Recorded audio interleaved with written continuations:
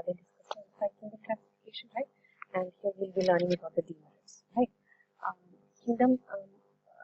The major drawback of 5 kingdom classification proposed by Whittaker was that kingdom Monera included heterogeneous groups.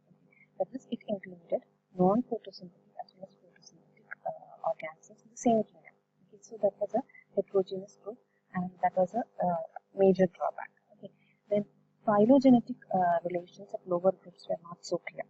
Even though we mentioned that 5 kingdom classification reflected the phylogenetic, the evolutionary part, but the phylogenetic connections or relations between the groups were not so clear. For example, green algae, which were included under kingdom Plantae, and photosynthetic bacteria, which were included under kingdom Monera, they were quite similar.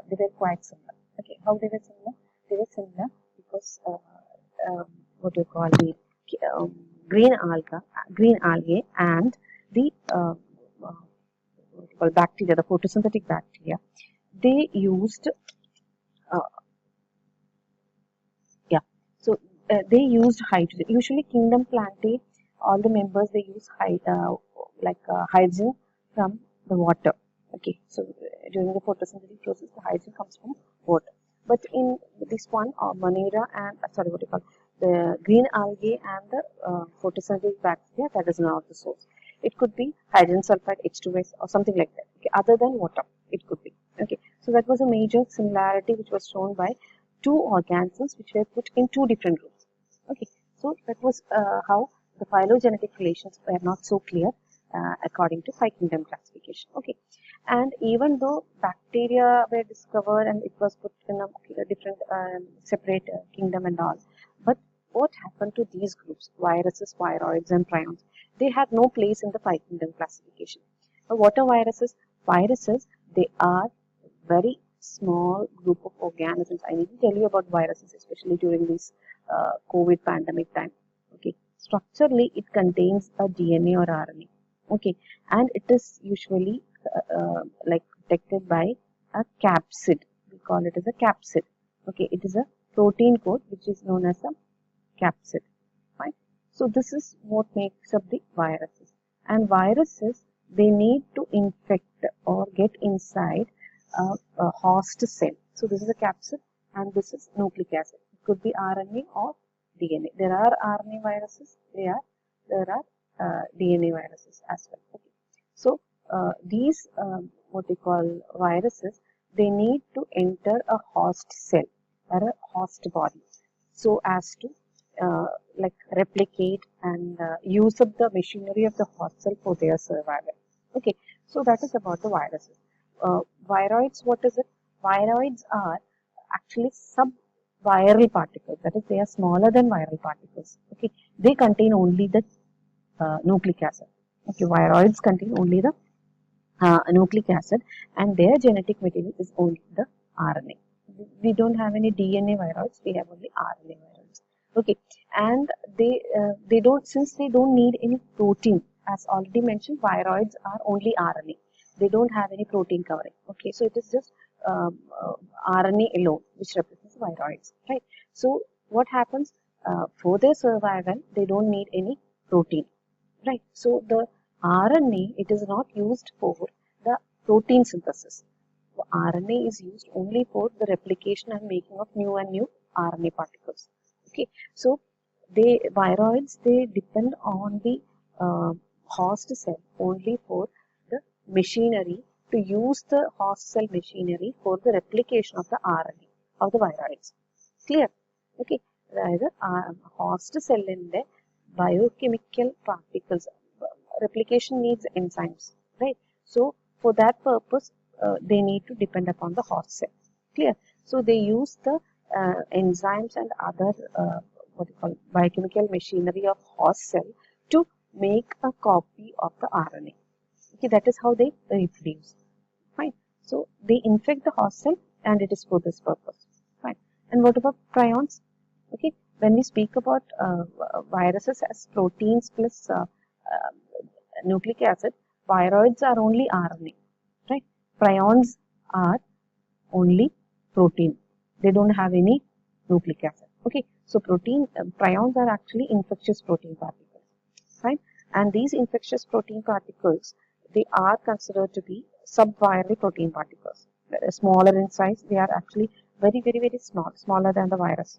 Okay, smaller than the smallest virus, we can say.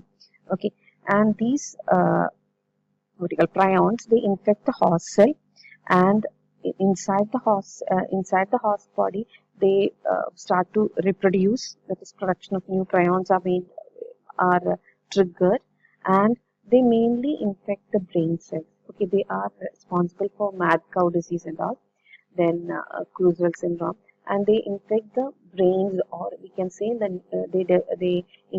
actually infect the neurological cells, and especially in sheep, cattle, goat, what you call humans and all. Okay, so they are subviral particles. So we can say viruses, viroids, and prions. They are all infectious agents. They need a host cell for their replication, for their survival. Fine, but these were not placed in any of these groups. Actually, they cannot be placed in any of these groups. So, but they didn't have any place in the five kingdom classification. Okay, so can we pass on to the next one we have? Okay, so next came up three domain, five kingdom or six kingdom classification. Okay, it is most commonly referred as three domain, six kingdom classification. Okay, it is not five kingdom. Now, five kingdom classification to three domain classification. That is what is referred here. Okay, it was put forward by Carl Weiss, and you can see that it was in 1970s, and Carl Weiss divided the whole living organisms into three domains. Okay, three domains, and they were eubacteria or bacteria, archaea or the archaebacteria, eukarya or eukaryota. Okay, earlier it was bacteria, and then like Monera, which included all the bacteria. Okay, so earlier the organisms which were included under kingdom Monera, it was divided into two. Okay, so all the members of the earlier kingdom Monera, it was divided into two, eubacteria and domain archaea. Eubacteria or the domain bacteria included bacteria and the cyanobacteria. I hope you know what is cyanobacteria, blue-green algae, right? So these were included under eubacteria. Okay, what was so specific about eubacteria? Bacteria had the what you call peptidoglycan cell wall. Okay, so peptidoglycan cell wall, it is unique to bacterial cell, right? And archaea, on the other hand, they had like non-peptidoglycan cell wall, and it is considered to be a little more advanced group of bacteria. Fine, but we can see these archaebacteria in extreme environmental conditions. For example, very hot springs of geysers. Okay, then in extreme high salt concentration or very low temperature, high temperature area. Such kind of extreme conditions we can find archaebacteria growing. Okay, even though it is considered to be more advanced than bacteria in many respects, but they are found in like they are methanogens. We can see here, right? Methanobacterium is there. Extreme halophiles. Halophiles means phile means to love or to have affection. Okay, halo means saline. So extreme halophile means extreme saline conditions. So bacteria are there which can live in extreme saline conditions. Thermococcus, thermoproteus, all these refers to high temperature bacteria, archaebacteria which live in high temperature. I hope it is clear. Okay, so all other bacteria with what we call peptidoglycan cell wall were included in the eubacteria, and those without peptidoglycan cell wall but living in such extreme conditions were included under archaebacteria. Both these were earlier included under kingdom Monera, and both these are prokaryotic in nature. All the eukaryotes were included under eukaryota. Okay, eukaryota of eukarya, and it includes like fungus, plants, animals, etc. Right. Now, this is how it is. Okay, earlier five kingdom classification, you can see the Protista, plantae, fungi, and animalia, they are taken in the same, just accepted as such. Okay, but Monera, it was divided into two kingdoms. Okay, bacteria and archaea. Right, and these six kingdoms were put in three domains: bacteria, archaea, and eukarya. So this was the contribution made by Carl. Okay, now the next major contribution came from Cavalier Smith. This is Cavalier Smith, and he had actually come up with what he did is earlier in 1981, he divided the domain eukaryota into 9 kingdoms. Okay, domain eukaryota into 9 kingdoms. So what happens? There could be a total of 11 kingdoms in the bacteria, archaea, and then 9 kingdoms of eukarya. Okay, but Cavalier Smith in 1993 he reduced the total number of eukaryote kingdoms into 6. So what happened is bacteria, archaea, and then 6 kingdoms under eukarya. So altogether it came up to 8 kingdoms, and that is how the 8 kingdom classification came into being. Okay, so sorry over here, this one. So we can see that the 5 kingdom Cavalier Smith contributed. The first contribution was the 2 domain 6 kingdom classification. Okay, so the whole set of organisms were divided into 2 domains. Okay, prokaryota and eukaryota. And prokaryota included the 2 kingdoms, kingdom bacteria and kingdom archaea. And domain eukaryota included the 4 kingdoms, protista, fungi, plantae, and animalia. This kind of a classification, the 2 domain 6 kingdom classification, was actually proposed based upon the Whittaker's 5 kingdom system of classification and Carl Weiss's 3 domain system of classification. Okay, but later he came up with the 8 kingdom classification. This was the final one.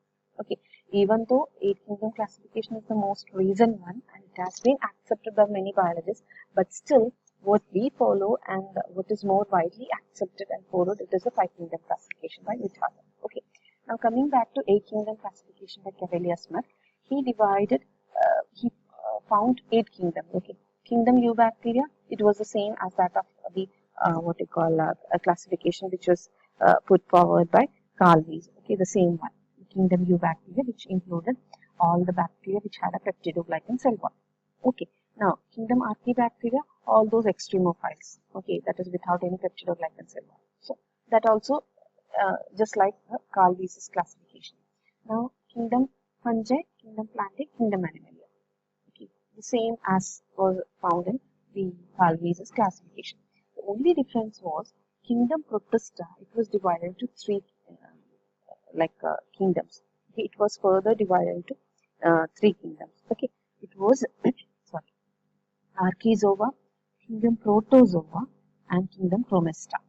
Okay, kingdom Archaezoa, kingdom Protozoa, and kingdom Chromesta.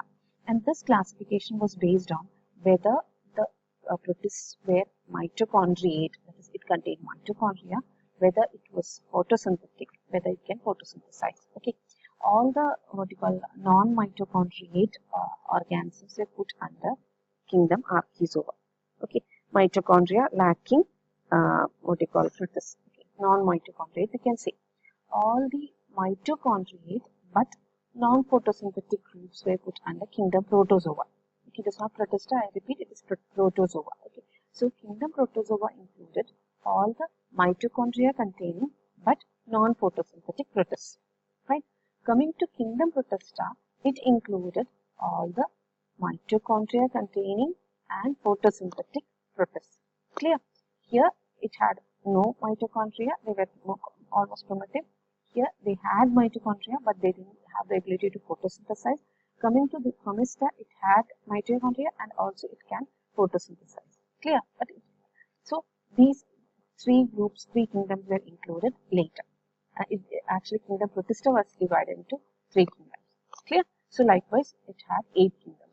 Kingdom Eubacteria, kingdom Archaebacteria, kingdom Archaezoa, kingdom Protozoa, kingdom Protista, kingdom Fungi, Plantae, and Animalia.